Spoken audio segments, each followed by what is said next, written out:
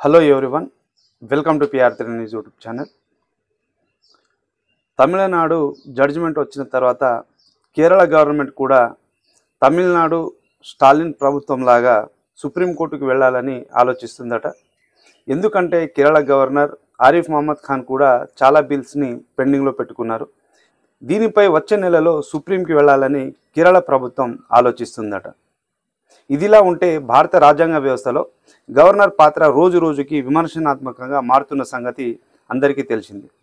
ముఖ్యంగా బీజేపీ పాలిత రాష్ట్రాల్లో గవర్నర్ రాష్ట్ర ప్రభుత్వాల మధ్య ఎలాంటి డిస్ప్యూట్స్ కానీ గొడవలు కానీ ఉండవు. కానీ ఎక్కడైతే బీజేపీయేతర ప్రభుత్వాలు అయితే ఉంటాయో అక్కడ ఇలాంటి పరిస్థితులు అనేవి ఏర్పడుతూ ఉంటున్నాయి. గవర్నర్ పాత్ర అనేది రాష్ట్ర స్థాయిలో చాలా కీలకం. అయితే ఒక పక్క ప్రజాస్వామ్యబద్ధంగా ఎన్నికైన ప్రభుత్వం, మరో పక్క గవర్నర్, రెండు కూడా రాజ్యాంగబద్ధమైనటువంటి ప్రజాస్వామ్యబద్ధమైనవి. అయితే ఇక్కడ రాష్ట్ర అసెంబ్లీ బిల్ పాస్ చేసిన తర్వాత గవర్నర్ ఎంతకాలం లోపు దానిపై సంతకం చేయాలి అనేది రాజ్యాంగంలో ఎక్కడ కూడా స్పష్టంగా చెప్పలేదు.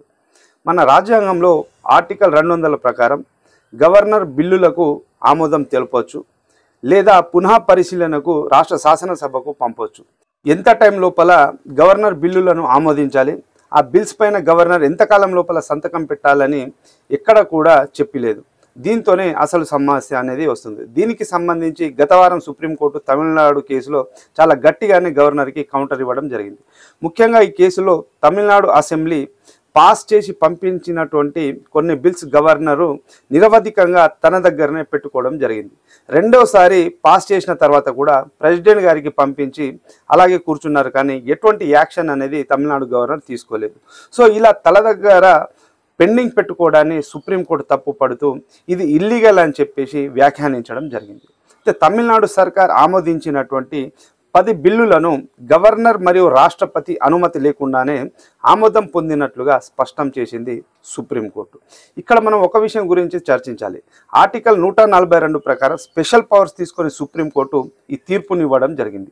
ఈ ఆర్టికల్ ప్రకారం సుప్రీంకోర్టు ఇచ్చినటువంటి తీర్పులను, ఆదేశాలను అమలయ్యే విధంగా చర్యలు తీసుకోవాల్సినటువంటి బాధ్యత కేంద్ర ప్రభుత్వానికి ఉంటుంది. వాటికి సంబంధించి పార్లమెంటు విధి విధానాలను కూడా రూపొందించాలి. అదే ఆర్టికల్ 142.